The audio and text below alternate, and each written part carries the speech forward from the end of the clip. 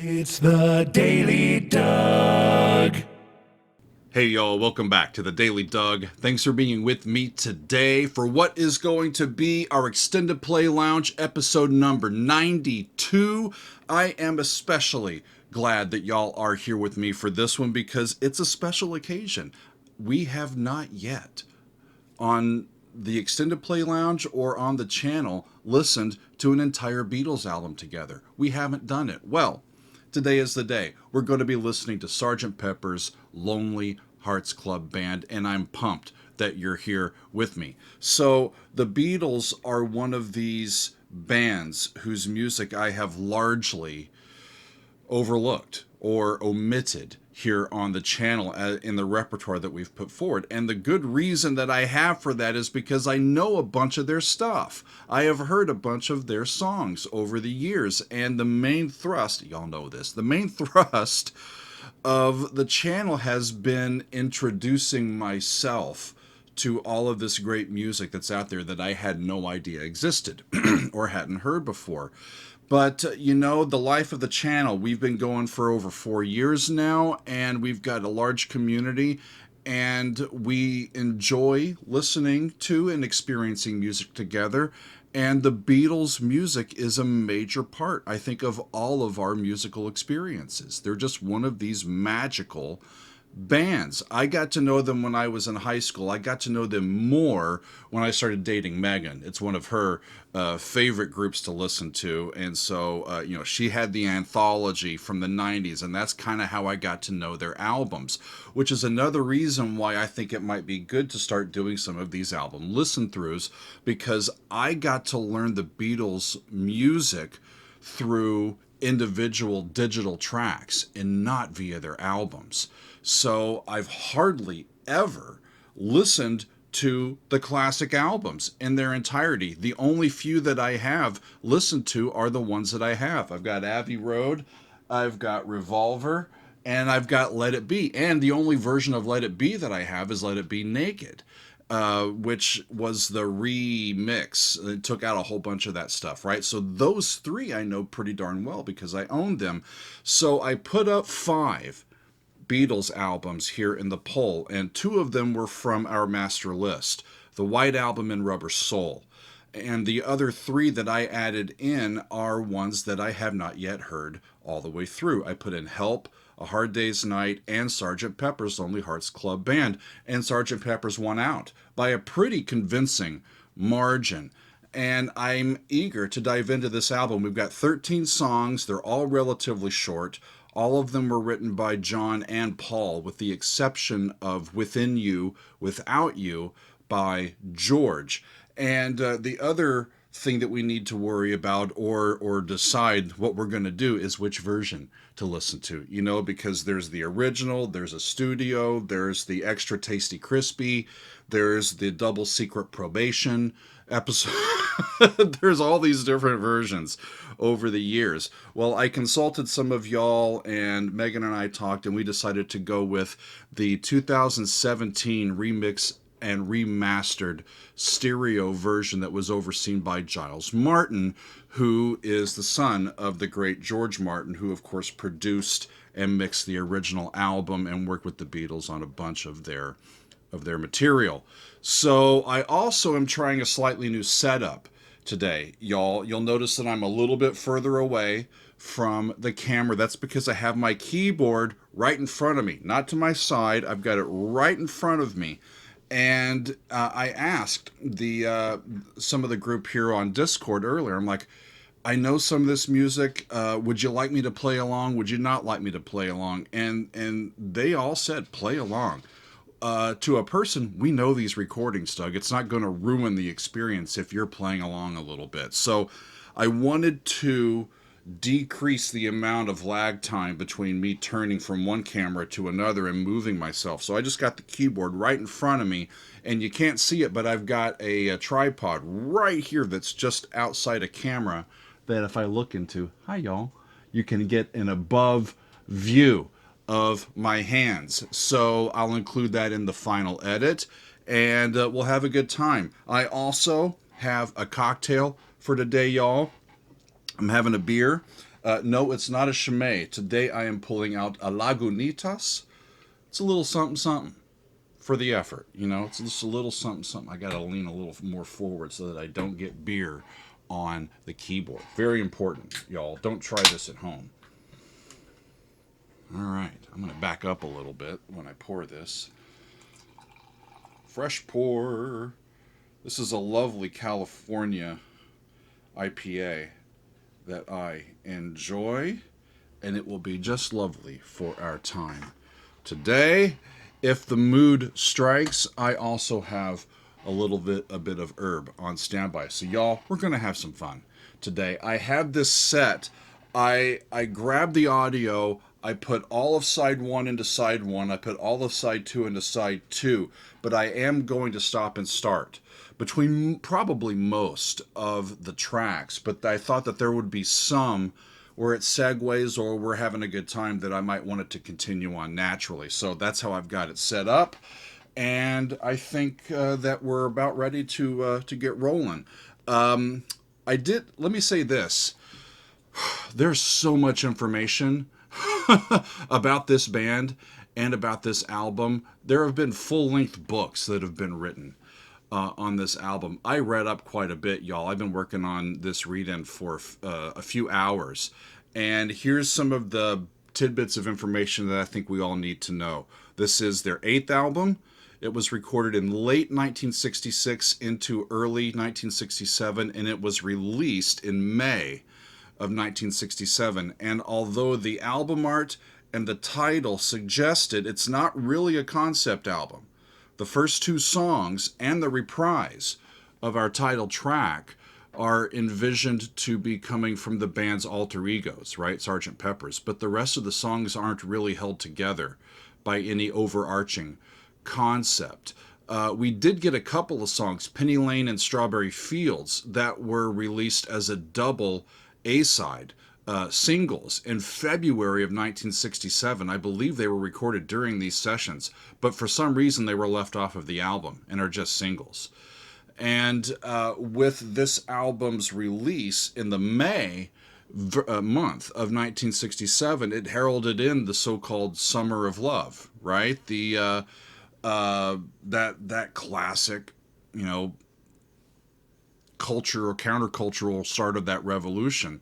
And this became one of the defining moments in pop culture at that time. It's a big time album, y'all know that. It ended up winning 4 Grammys, including Album of the Year, and it was the first rock album to achieve that honor. It's in the National Recording Registry at the Library of Congress. It's one of the best-selling albums of all time, and from what I found, it's the Beatles' best-selling album, y'all, just ahead of Abbey Road, with the exception of the Greatest Hits, that one album that came out like in 2000, I believe. That has sold more. But of the original, I think, dozen studio albums from the Beatles, this has sold the most.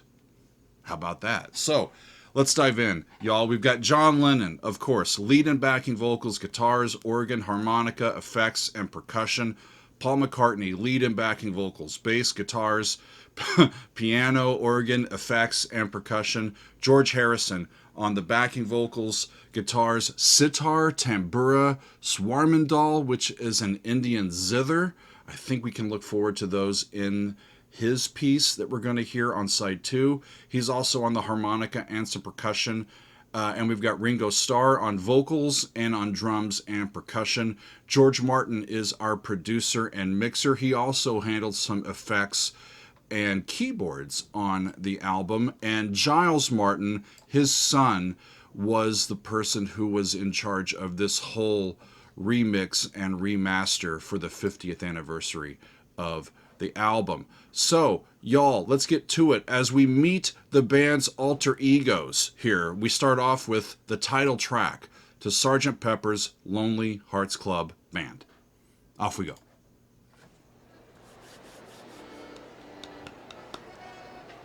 Right.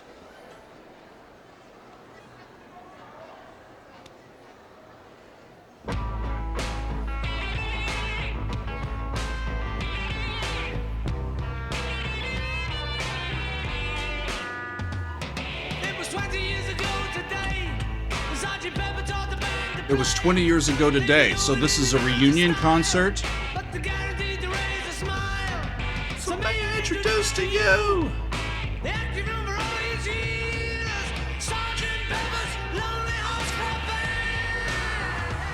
They're in G. They go to C, and then back, and then to F. C, and then it goes to D.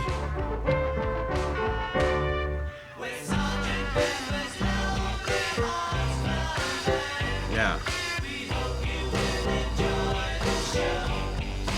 Right? G, B flat, C, back to G,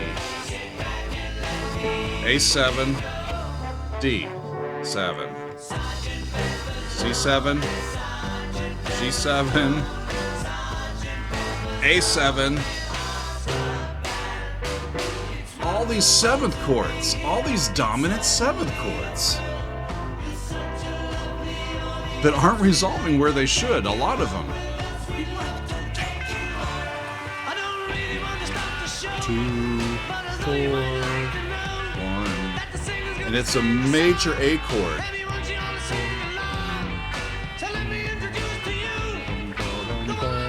C natural.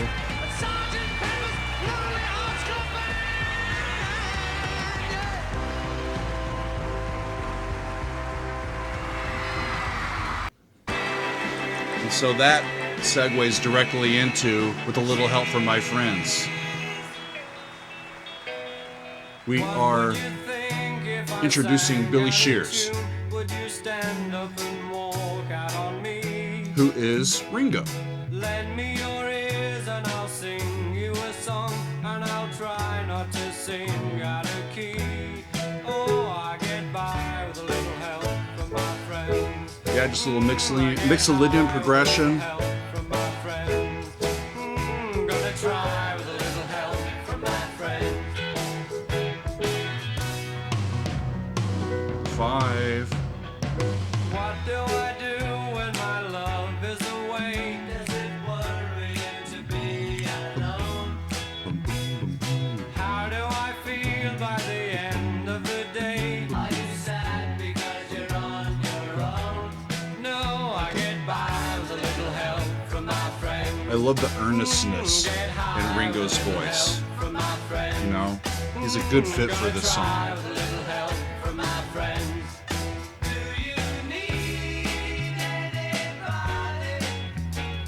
I need somebody to love. I read that they all stood around him as they were recording this. I want somebody to love. Would you believe in a love at first sight? Yes, I'm certain that it happens 5, all the time. right? What do you see when you turn up the light? I can't tell you, but I know it's mine. Oh, I get by with a little help from my friends. Get high with a little help from my friends. Oh, I'm gonna try with a little help from my friends. Do you need anybody? I just need someone to love. Yeah, it goes to the minor. Yeah, I got that wrong before. Somebody to love. This, the 4. See, a lot of these I've heard before, but I've never really sat down at the piano and played through them and really caught them all, you know? So we're mainly in E mixolydian. That was fun. Yeah, a little segue into the minor key there. Awesome. I'm going to let it keep going, y'all. Lucy in the Sky with Diamonds is next. Picture yourself in a boat on a river with tangerine trees and marmalade skies. I'm less familiar with this, but I know the chorus. Answer quite slowly. A girl with kaleidoscope eyes. Girl with kaleidoscope eyes. Cellophane flowers of yellow and green. don't know what kind of effect they've got on John's voice either. With the sun in her eyes and she's gone. Lucy in the sky with diamonds. That's an easier progression. Lucy in the sky with diamonds. Except I'm in the wrong tuning. In the sky. So I'm not going to use the piano the rest of that one, but they're in G. Follow her down to a bridge by a At least for the fountain. chorus. The rocking horse people eat marshmallow pies. Everyone smiles as you drift past the flowers that grow so incredibly high. Newspaper taxis appear on the shore, waiting to take you away. See, they're in a different key now. Lying in the back with your head in the clouds and you're gone. And it gets them to this key. In the sky with diamonds. Lucy in the sky with diamonds. Lucy in the sky with diamonds. I know that people have said that this is a song about LSD, but John says it's not. I'll tell you more in a second. Looking glass ties. Suddenly someone is there at the turnstile. The girl with kaleidoscope eyes. Lucy in the sky with diamonds. Lucy in the sky with diamonds.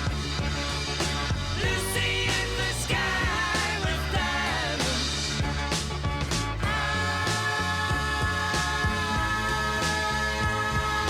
Lucy in the sky with diamonds. Lucy in the sky with diamonds. Did I hear them hit? Lucy in the sky with diamonds. Boom. There, it's weird because I'm actually going to stop this as it's here between songs. Okay. Yeah, it actually messes with my ears a little bit when I've really tuned up and it's kind of the recording is in between the cracks a little bit because I get caught trying to think which one is it. Sometimes I'll think one key and sometimes I'll think another. Like that happened and I thought, did they just hit flat too? No, they were between G and A flat. And I kept thinking it was G and I heard something that it sounded almost like an A flat, but no, it was just a sharp G, I think. But yeah, that's one of the ways that you can get led astray, especially if you have a keyboard right in front of you and it's like, no, that's not matching the notes that are in my head. But yeah, that song. So let's talk about it a little bit. The lyrics do seem to describe a psychedelic experience, right? And in fact, you've got it right in the title. There's an L for Lucy, an S for Sky, and a D for Diamonds, right? If it's the counterculture revolution, it's May of 1967. I'm like, hey, LSD, they're telling us to go get high, man. Let's do it. You never know. I might. But John says that the song was inspired by a pastel drawing by his 4-year-old son, Julian.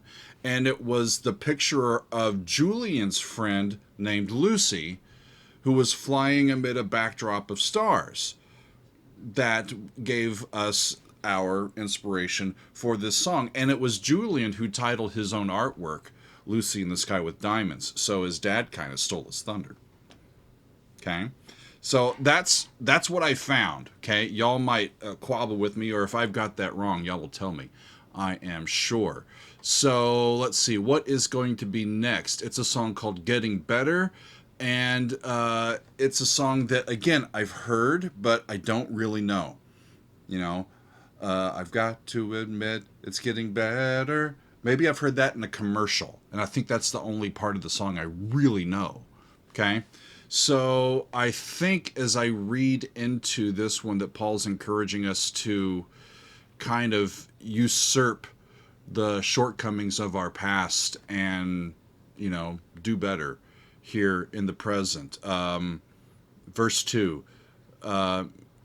Me used to be angry young man, me hiding me head in the sand. You gave me the word, I finally heard. I'm doing the best that I can. It's getting better all the time. I'm getting better all the time. Paul said in his biography that it's an optimistic song. I often try to get onto optimistic subjects in an effort to cheer myself up. And also realizing that other people are going to hear this and it might cheer them up too. And this was one of those such songs. Well, let's get to it. I'm going to continue on with side 1 and we're going to listen to Getting Better. Here we go.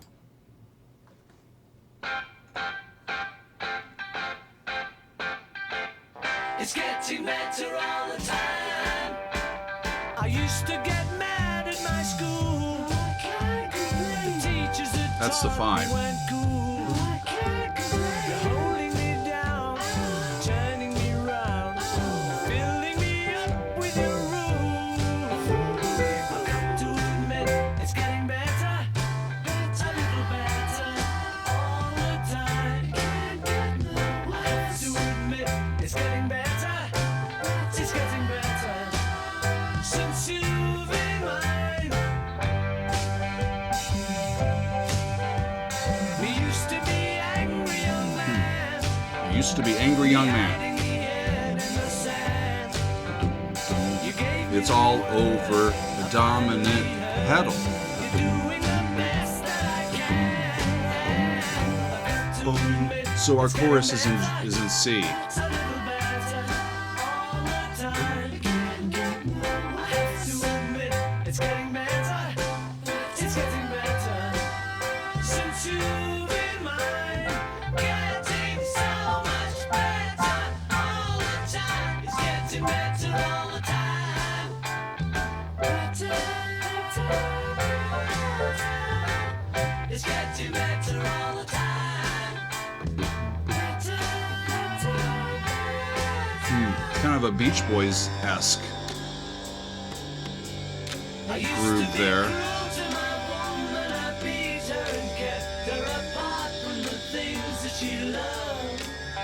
I used to be cruel to my woman.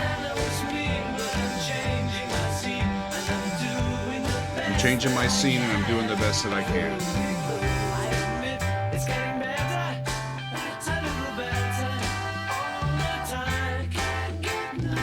The layering of the vocal arrangement especially is quite lovely. It offsets the repetitive sort of hits of the guitar together, especially with the hand drums.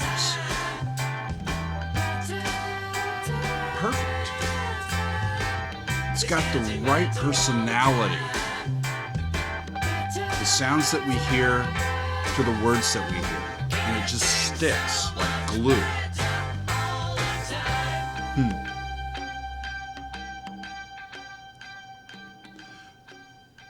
Cool. The next one's going to be Fixing a Hole, another song I don't think I know at all.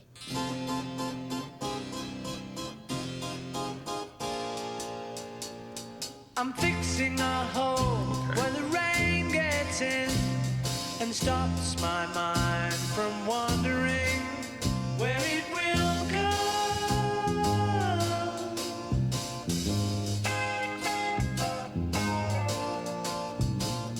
I'm filling the cracks that ran through the door and kept my mind from wondering where it will go. Yeah, I've never heard this. And it really doesn't matter if I'm wrong, I'm right. Where I belong, I'm right. Where I belong. Yeah.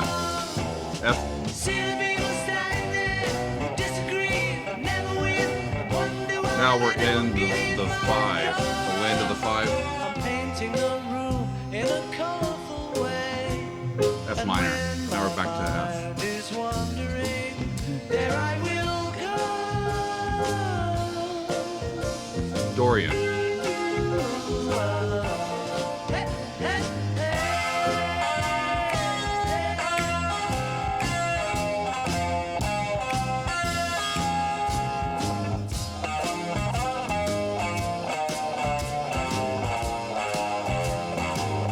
Take it, George. And it really doesn't matter if I'm wrong, I'm right. Where I belong. Another one of those kind of walking tempos. Silly people run around, they worry me. It's kind of got one foot in pop music and one foot in the blues with all of those seventh chords in there, and a different foot in the burgeoning rock and roll. It's kind of a interesting little piece, you know, especially with the technological effects that they add to this.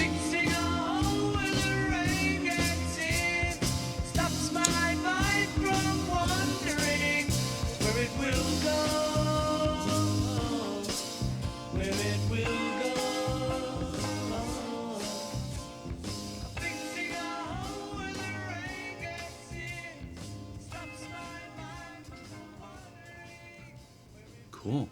And a fade out. And a fade out. I'm going to stop that one real quick before the next one. Here, Paul was saying that he wrote this song about how fans would stand outside of his house and basically stalk him. Just stand there waiting for him, waiting to see him, and talking about how that made him feel. And it's one of those, you know, good things, bad things about being in the public eye, right? You lose that, that ability to just escape the world, you know, even in your own home. People are trying to seek you out. And I've heard several songs over the years on artists reacting to what it now feels like to be popular and recognized and losing that autonomy that they used to have. Really, really fascinating. The next song on side one, we're still on side one, y'all, is She's Leaving, and John and Paul both share the credits here, and they both are singing on this one, I believe, as well. It's inspired by a news article about teenage runaways. I think one in particular, or maybe that's a different song that I read about. But the lyrics here, as I'm rereading through, she's leaving home after living alone for so many years. She is, I believe, trying to escape the control of her parents. So let's hear it. This is She's Leaving Home from the Beatles. Off we go.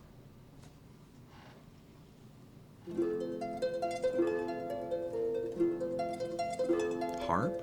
Wednesday morning at 5 o'clock as the day begins.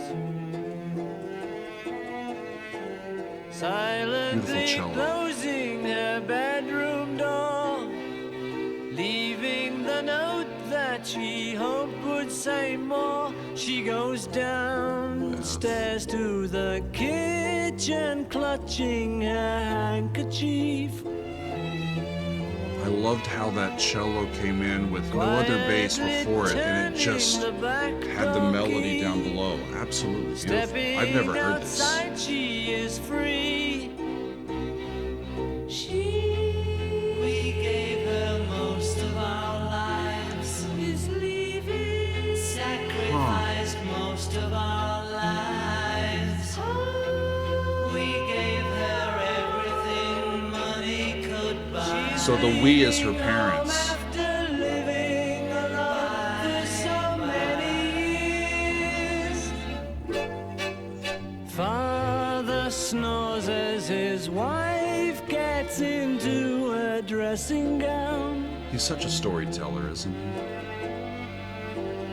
Picks up the letter Sounds that's like- lying there, standing alone at the top of the stairs. She breaks down and cries to her husband, Daddy. Yeah, my our keyboard's slightly out of baby's tune again. gone. Why would she treat us so thoughtlessly? How could she do this to me? How could she do this to me? We never thought of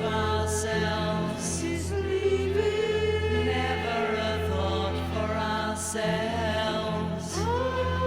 We struggle hard all our lives to get by. She's leaving home after living alone for so many years. That's the Friday morning at 9 o'clock, she is far away, waiting to keep the That's the appointment five. she made, meeting a man So from ultimately the they're an motor F. trade. What did we do that was wrong? I love this chorus. We didn't know it was wrong. Fun is the I think Paul's singing high, John's singing underneath it. something inside that was always denied for so many years. She's leaving home. It sounds like 2-5, but it was landing on the 2 chord as the 5 chord. It was a major 2 chord. Ah, hang on a second. Hang on. I don't want to get too far into being for the benefit of Mr. Kite. I need to make sure that I get to... I'm going to back up a little bit here to make sure that I get that as we go. Well, that was beautiful. She's leaving home. McCartney and Lennon both singing there in the chorus. And breathtaking, y'all. Why have I never heard that? That was beautiful.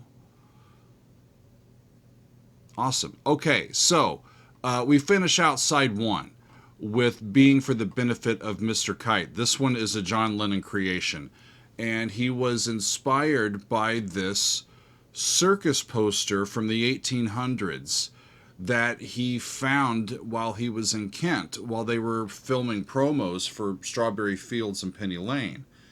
And he decided that he wanted to write a song that evoked the sensibility of an old school carnival. So this is one that's notorious for me. I think I've heard about it more than I've actually heard it. And I remember Bono's part in Across the Universe, where they kind of did this song, and it was a circus-like atmosphere. And I thought, well, that's an interesting tune. So let's figure out what John has brought to us here. It's being for the benefit of Mr. Kite. Here we go.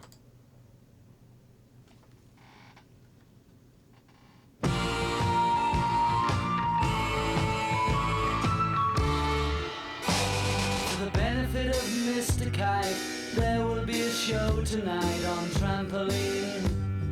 All of their songs are The Hendersons more chromatic will than be you there. think. Later Pablo Bank is there. What a scene. Over men and horses, hoops and garters, Pablo lastly, Fank's to a hard Fair. set That of real was fire. the circus that was on the poster that he They had. will challenge the world.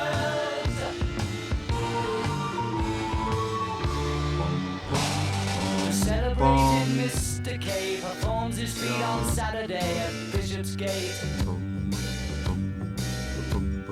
The Hendersons will dance and sing as Mr. Kite flies through the ring. Don't be late. Mrs. K and H assure the public their production will be second to none. And of course, Henry the Horse dances the waltz.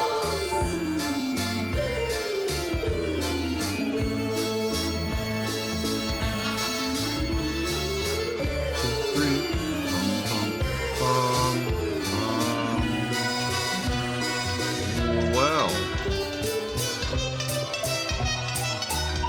this is rad.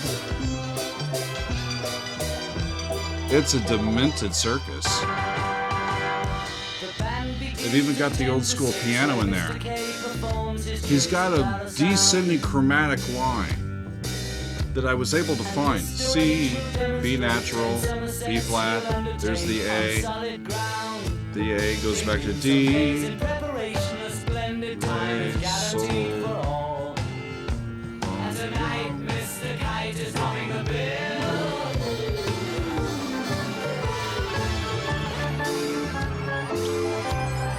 that descending chromatic line, or any chromatic line, kind of breaks down hierarchy, and it forces you to kind of be in the moment, and that's what circuses do, right?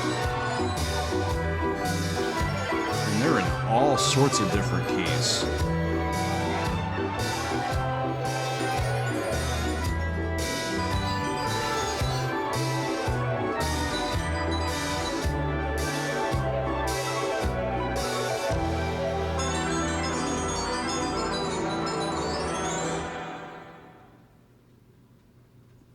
That was fun. Yeah, how could this be a concept album, y'all, when the songs are so different? I'm enjoying it. I'm enjoying it. And I'm getting used to having the keyboard right in front of me. This is how a lot of times I will listen. I'll just kind of just be plucking away, and instead of just kind of trying to play or add to it, I'm just thinking with my hand as my ear informs. So I hope that that's okay for y'all.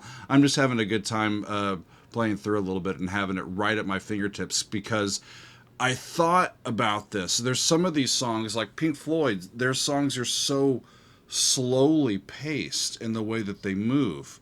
I can turn, I can prep myself, I can get going, and I can join in.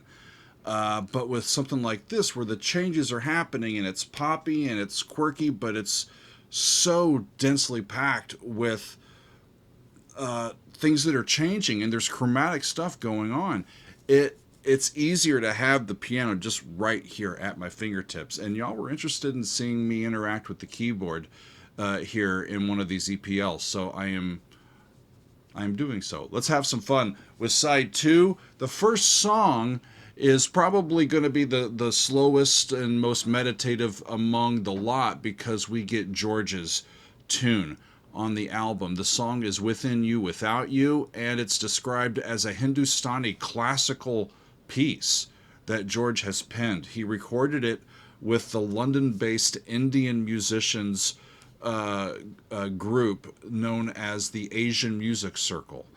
And as far as I read and as far as I understand, no other band members performed on this one.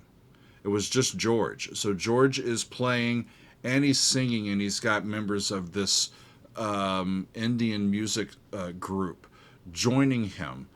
And George wrote this after spending some time. They all got some time off there in the middle part of '66, and George had gone to India and was doing some meditation with Ravi Shankar, his mentor, and he wrote this song in response to that experience. So the most prominent instruments on this track are going to be the tambura, the sitar, and the dilruba. These are accompanied by swarmandal, violins, and some cellos. A swarmandal, I believe, is like a type of zither, like an Indian zither. And the percussion of the track is performed on the tabla, which are hand drums. So this is going to be great. I really love George. In fact, spoiler alert, y'all, George is my favorite Beatle. That I think I've said publicly before, but I don't know this song, so I am eager to start side 2 with it and hear it with all of you. This is Within You, Without You from the Beatles. Here we go.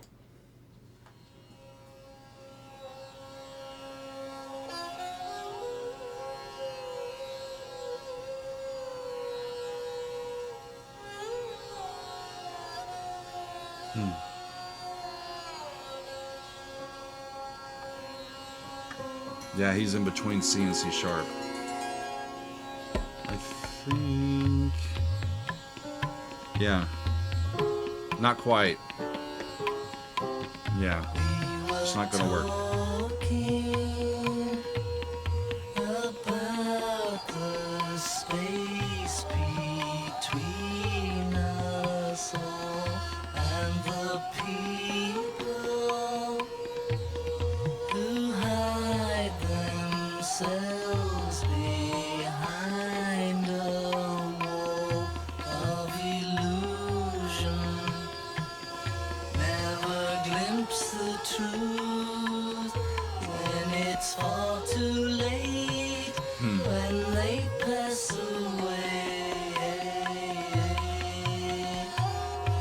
think it most lines up with our Mixolydian mode.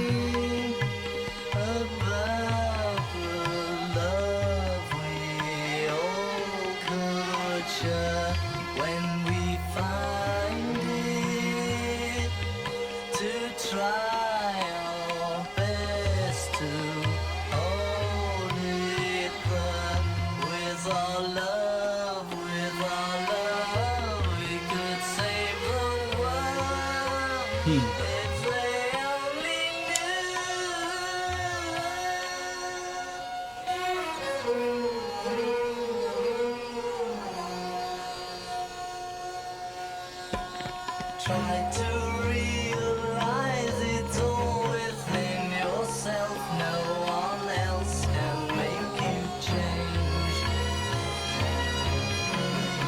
And to see you're really only very small, and life flows on within you and without you. Wow. And to see you're only very small, and life flows on within you and without you.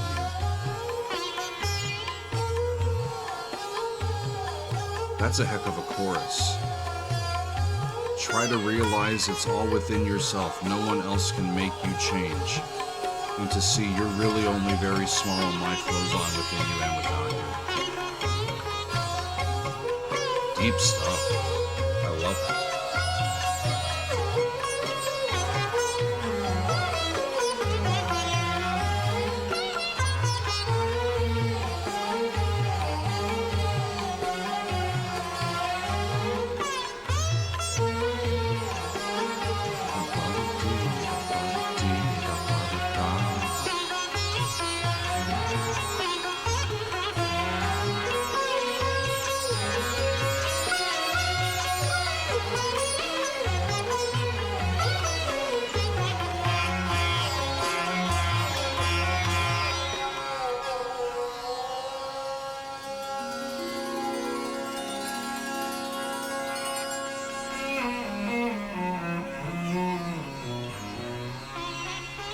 Then a Western cello amid the other instruments.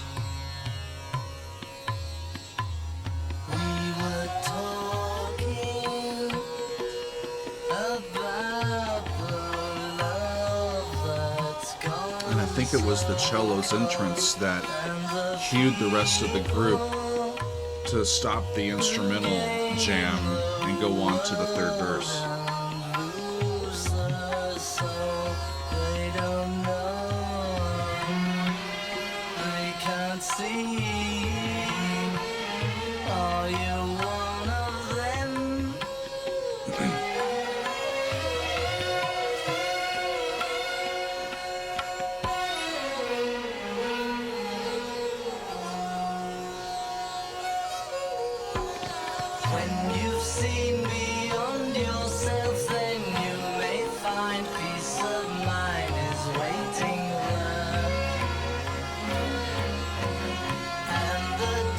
There's combinations of beat patterns really that are speaking rhetorical patterns like iambic feet, either in combinations of twos or combinations of threes, and it kind of flows loosely.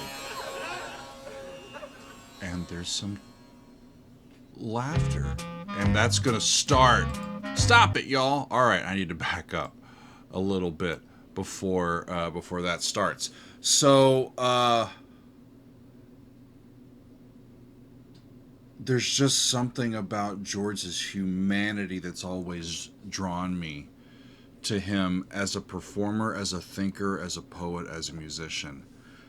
All the rest are great, you know. But George, I always kind of gravitated towards his personality, I think, more than anything else, and his outlook on life. I love this. It's a great poem just to put up on the wall and remember there's some wisdom here, y'all. Yeah, there's some wisdom here. So we're going to go from that to a song called When I'm 64. And this is a Paul McCartney tune. He wrote it, as I read, when he was only 14. And apparently he would occasionally play it in the early days of the band while they were on a break, or the rest of the band was taking a break when they were working in Germany. And we end up hearing it here. Maybe it's because there's room. They had room in the schedule. They've got some orchestral instruments there. We're going to hear a mix, or kind of a synthesis, of ragtime and kind of popular styles. And we're going to hear some piano and some clarinets, and I don't know what all else. I got to know this song in an odd way, y'all, because I spent a semester studying at the University of Nebraska in Lincoln, and I happened to find myself in the men's glee club, and we did a barbershop arrangement of When I'm 64, and it was not easy.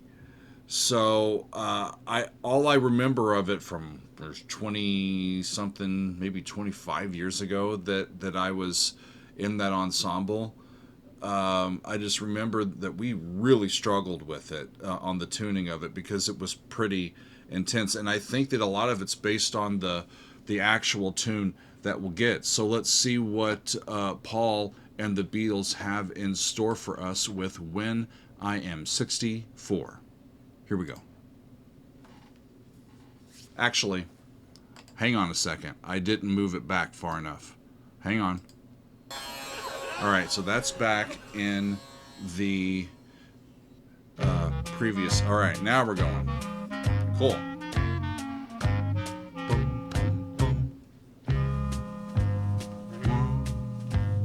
When I get older, losing my hair, many years from now, will you still be sending me a Valentine?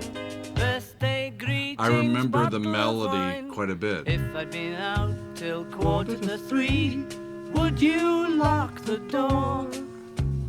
Will you still need me? Will you still feed me when I'm 64? The relative minor.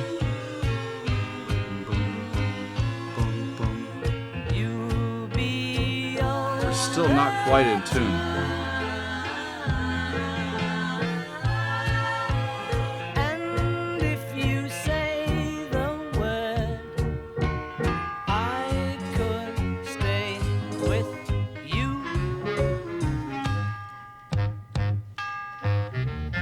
I could be handy mending a fuse when your lights have gone.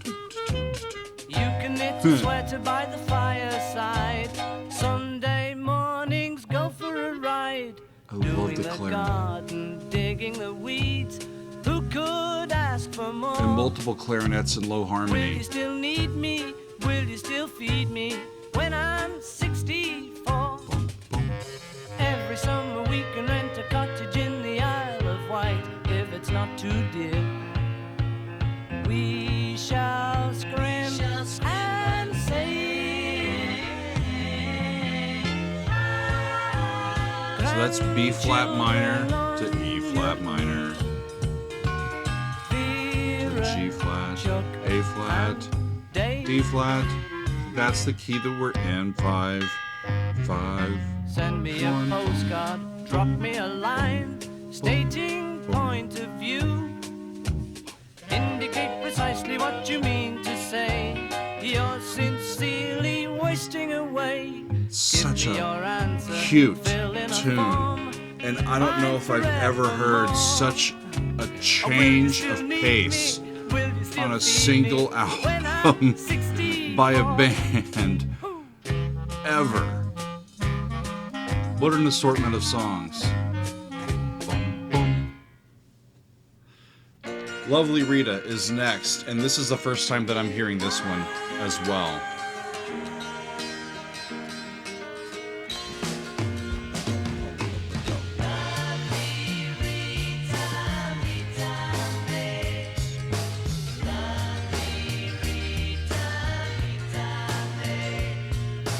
Lovely Rita, meet a maid. Nothing can come between us. When it gets dark, play on words. Standing by a parking meter when I caught a glimpse of Rita filling in the ticket. It's a good name for a song. Rita names with a lot of stuff. Much older, and the bag across her shoulder made her look a little like a military man. Lovely Rita, Rita maid, may I inquire discreetly, when are you free to take some tea with me?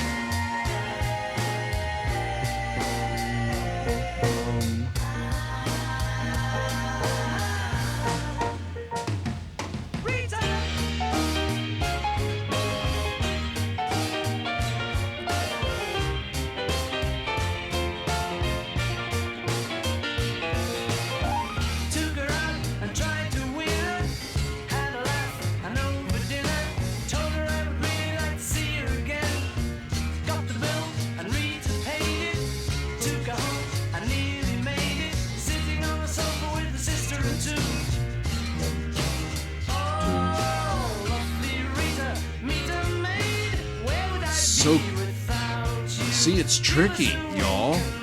There's all these little bits of harmonic juiciness in these songs. It's pop, but it's so elevated. And it's, I think, just on their instinct and what they're listening to and what they've heard. And they're just really good at recreating it within their own creativity.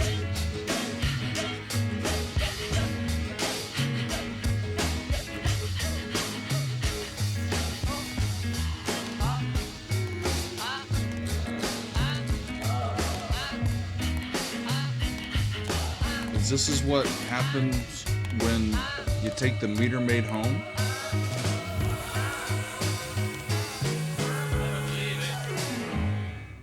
Make sure you plug the meter. We're going to stop. Well, friends, let's take a look at this one.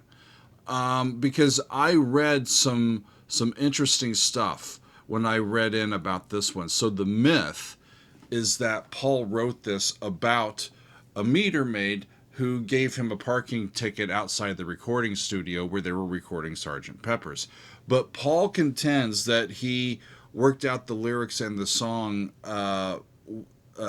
while walking one evening, while on a walk, and he kind of was putting together Rita and then meter maid, because you can, if you drop the R in kind of a slangy accent, using English, then we can make the schwa sound at the end of the word, Rita. It's an sound that you're wanting to rhyme, and we can do that with a whole bunch of words. And you've got a bright sound with E and then after it, and it makes for a really nice linguistic and sounding way to build a song.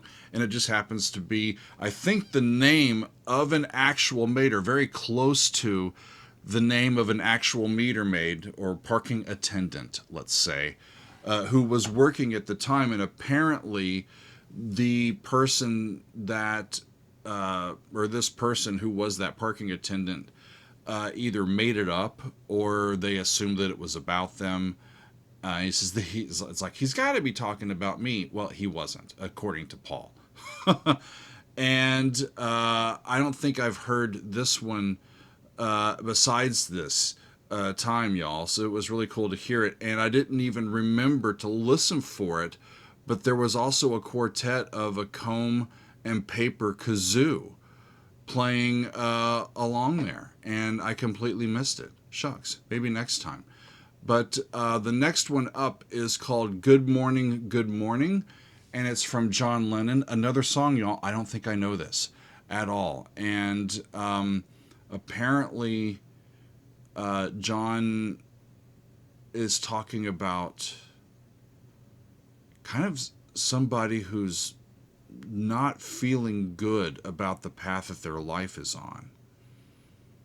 Maybe it's the dissatisfaction of just having a relatively uneventful normal, kind of boring life and being dissatisfied with that. Apparently there's a rooster that's going to crow, and the whole good morning idea, John thinks that it might have been inspired by a Kellogg's Cornflakes commercial that was on TV at the time. He said it may have made it into the song. You never know. So here is Good Morning from the Beatles. Here we go. I can't do a rooster. Sorry. Good morning. I got a beer. Nothing to do to save his life, call his wife in. Nothing to say but what a day, how's your boy been? Nothing to do, it's up to you. See?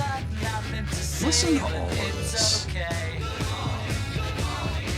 And then the effects on the voice.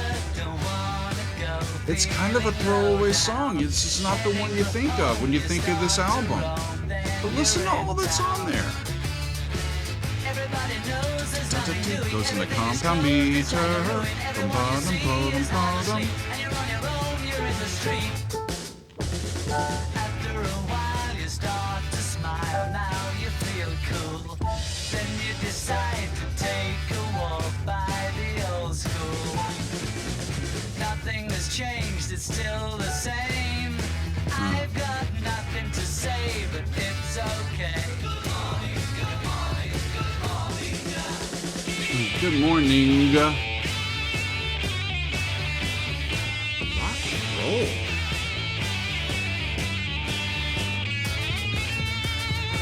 People running round, it's 5 o'clock everywhere in town. It's getting dark, everyone's serious about life. It's time for tea and meet the wife. Somebody needs to know the Back into regular common time instead of compound meter. skirt, you start to flirt, now you're in gear. Go to a show, you hope she goes. I've got nothing to say, but it's okay. I've got nothing to say, but it's okay. There's the rooster. Good morning.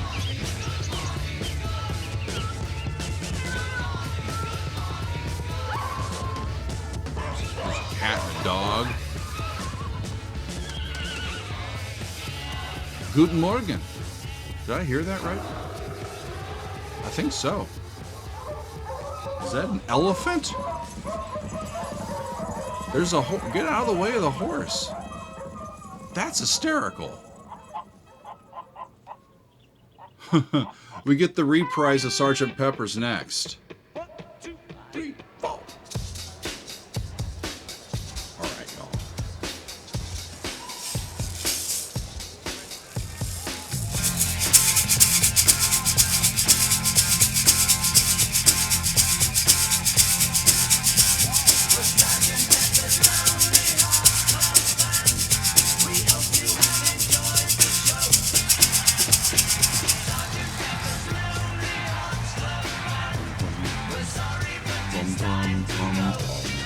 Right?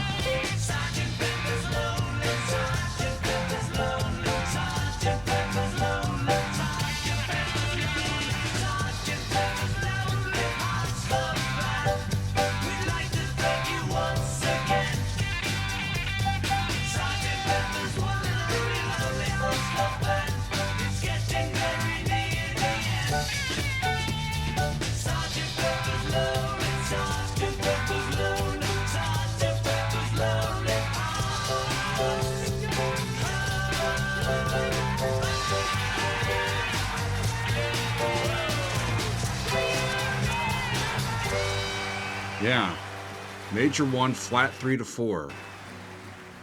And that's going to segue directly into our last song. I want to stop it before it does that. Yeah, so our reprise of Sgt. Pepper's, it doesn't have all the brass in it this time, and I believe that the main difference there was us hearing all 4 of the band members singing along, and it's the last thing that they recorded for the album, and I believe that they were kind of tracking it live, like the good old days, and all in their regular spots instead of really working all the bells and whistles and the technology of the day, you know? So it kind of felt fun, like a live track. How about that? And it does work as a way to kind of bookend the experience. You're like, oh yeah, we started off with that, Sergeant Pepper's, right? So yeah, so we hope you have enjoyed the show.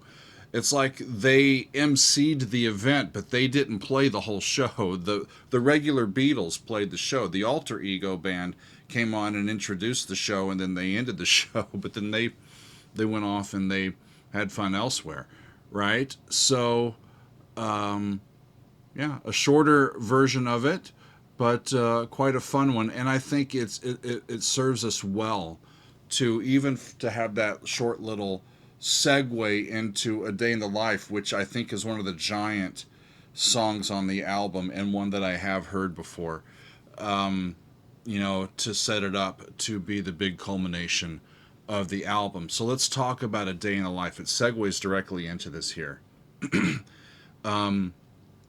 John was moved by the death of Tara Brown, who was a member of the family who owned and operated the Guinness Brewery. A very wealthy family. She was a friend of theirs. She died in a car crash at the age of 21. And George Martin recalled that when John came in with this song, he had requested a bunch of forces. He wanted a tremendous buildup. And for this buildup at the end to be like it had come from nothing, and it became so intense that it was like we're experiencing the end of the world.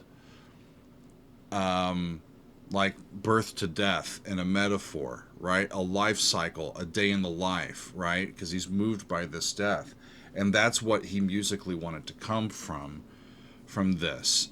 And Paul agreed, and they were both on board. And, you know, Paul was likening it to music by Cage, by Stockhausen, that have used big textural ideas with kind of a free-for-all within the ensemble. The idea is the chaos and the general intensity of the massive sound. Okay? Those ideas. And those composers in that era had been making some use of that sort of approach. So they hired an orchestra of 40 musicians, and they told them that they had 24 bars to ascend from their very lowest notes to near their highest notes, and they were to keep E major kind of as a home base, right? Not to stray too far from that, and to try to end up kind of somewhere in that chord, right? And then the big E major chord, the big, I don't know, the not so big, right? But the big E major chord at the end was the result of 3 different pianos being played at the same time. And so you get slightly different tunings between the 3. And the longer that the chord kind of settles, you get ripples of the sound. The complexity of that chord comes from the overtones of those 3 different piano strings going like this, and all of that sound intermingling very close together at pretty intense frequencies, right? And George Martin added in a harmonium there at the end. And then apparently there's going to be some gibberish at the end. I don't know if I've ever heard that, but I read about it, so I'll wait to address that when the time comes. I've always heard it with just the big E major chord at the end. It's a song that I've heard, but I haven't heard in context with the rest of the album. And it's a song that I know relatively well, but it's not one that I've ever really sat down and analyzed. So I'm eager to end up the album with all of you with A Day in the Life from the Beatles and Sgt. Pepper's. Here we go. I'm going to do that again. I did it again. I didn't rewind. I got too busy talking. Hang on. Let me go back. I'm going to start there. Okay, so that is the end. And now we come in. All right. I don't know how editing Doug's going to handle that, but we'll figure it out. I read the news today, oh boy, about a lucky man who made the grade. And though the news was rather sad, well, I just had to laugh. I saw the photograph. He blew his mind out in a car. He didn't notice that the lights had changed. A crowd of people stood and stared. They'd seen his face before. Nobody was really sure if he was from the House of Lords. I saw a film today, oh boy. The general descent of the bass just keeps going down. A crowd of people turned away, but I just had to look, having read the book. This has a general downward direction.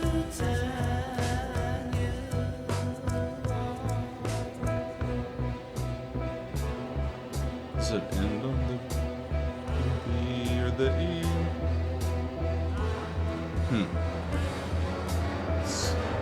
Here's some of that chaos popping in.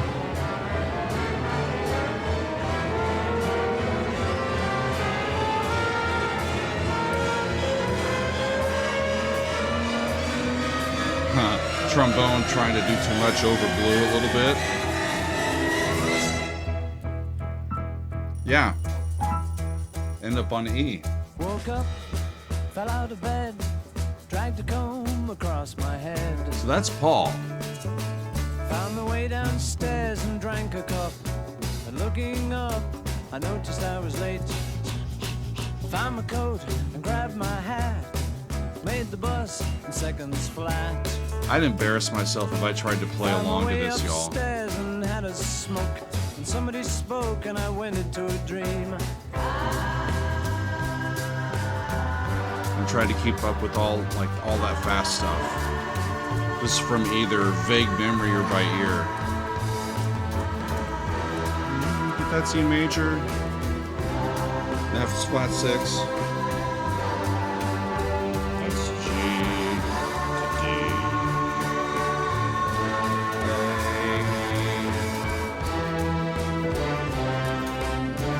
I read the news today, oh boy. Yeah, so they get back into the G major progression. Though the holes were rather small, Again, a chromatic third relationship, the E major to the G major. now they know how many holes it takes to fill the Albert Hall. I'd love to die.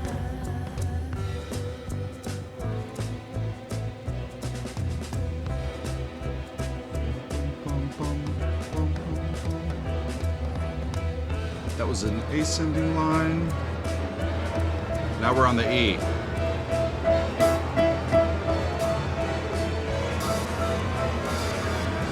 And it's gonna get nuts, right?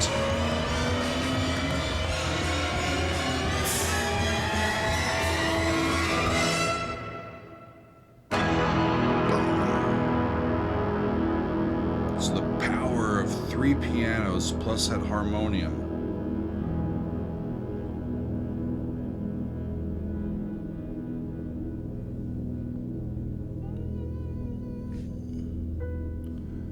Get an overtone.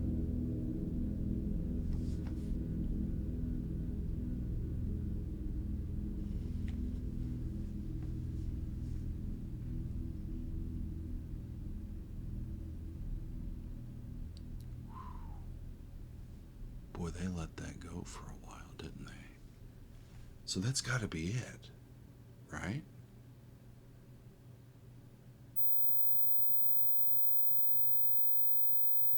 Never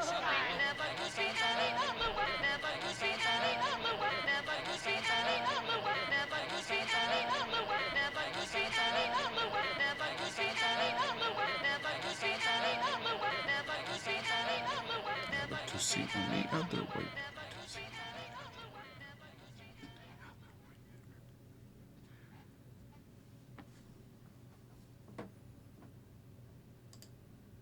See, this is why people think that those guys were on drugs. What the hell was that?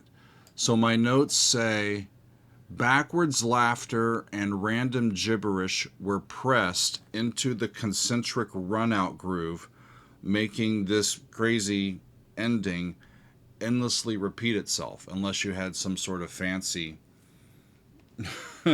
LP player. It shows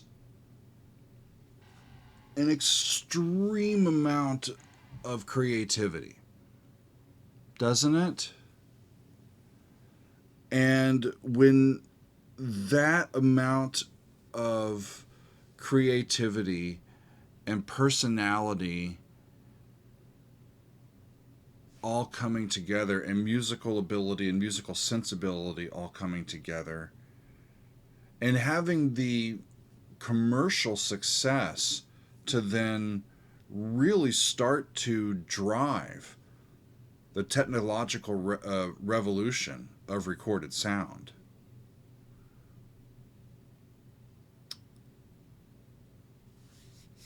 It's amazing stuff.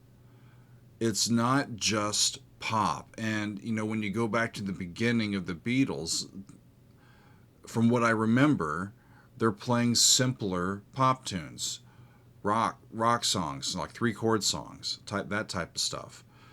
But they progressed as people, and they did it at such an alarming rate. I go back and I look. There's 12 classic albums, right?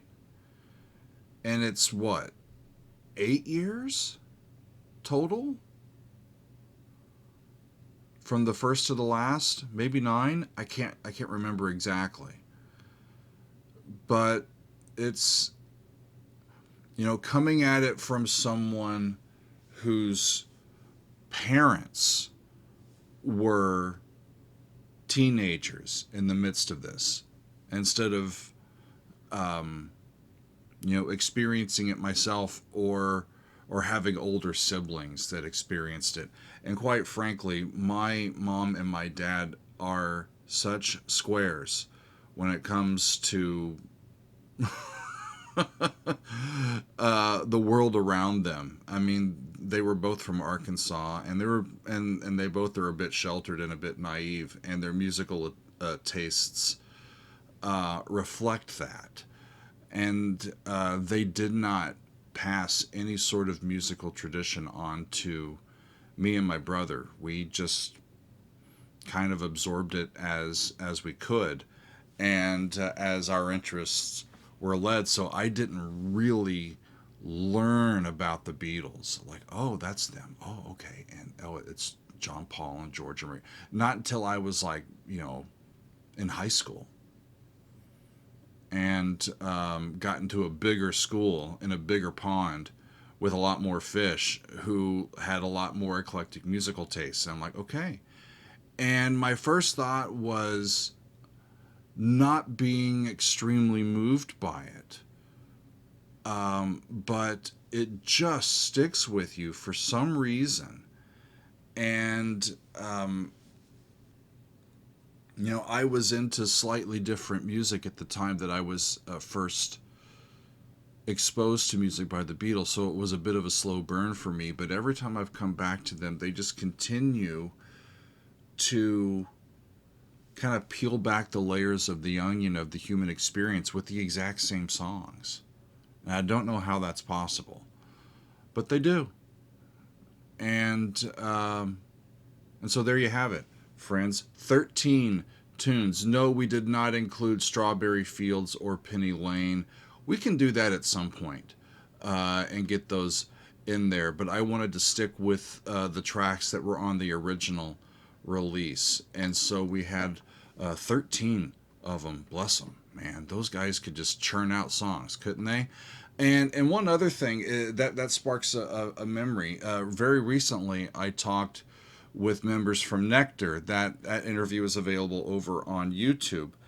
And one of the things that Mo said about being a musician in this era was that whether his music or his band's music ended up sounding like the Beatles or not, the Beatles were a huge influence on everybody, in large part due to the fact that the Beatles gave everybody license to write their own stuff. Like, you don't need to try to play other people's songs to get famous. You can play your own songs. You can write your own songs. And they can be silly. And they can be deep. And they can be meditative. And they can be about love. Or they can be about heartache. They can be about whatever you're feeling. You can express yourself. And you can reach people doing it. It opened up that avenue for musicians around the world. And we love them for many reasons, but we love them for that, right? For kind of being that beacon of, yeah, we're going to have some stinkers, we're going to have some great ones, we're going to have some that you'll think you can't live without. But we're writing songs, we're creating, and we're doing it ourselves based on our own experiences, based on what we hear. We're synthesizing stuff. This is what musicians do. And being that sort of leader in this space. Whew. So that was fun, y'all. I had a good time doing this. And this begs the question, where do we go? Where do we go from here with the Beatles? If you like this sort of thing, if you hated the keyboard, let me know. I don't know if I like it right here. Because I felt a little disconnected. I'm used to being closer to the camera, so I've felt a little bit off today. It's the first time I've tried it like this. But we'll see how it goes. But let me know what you think. Whether I've heard the albums or not, should we get to them? I've got Abbey Road up on the wall because I know the album. Should we listen to it together anyway? I think a bunch of y'all will say yes. The problem is, what album does it go in front of that I haven't yet heard? And all of these albums that people have asked about, right? That's the dilemma that I get into in my brain. So I'd love to know what the community thinks and which albums from here you would really enjoy me getting to. Next, I don't mind the White Album. I don't mind a double album. It's fine. But I'm curious to get to all of it, and I love all of their stuff, and I love learning more about this band. The more I dive into them, the more I learn about them, and the more I just come to have a deeper respect for them, their music, and for them as people, So great stuff, y'all. Thank you for being a part of this. Thank you for voting and being supportive of us doing this Beatles album. We have been hearing Sgt. Pepper's Lonely Hearts Club Band. It's episode 92 of our Extended Play Lounge. Thanks, y'all. We'll see you next time on another edition of The Daily Doug.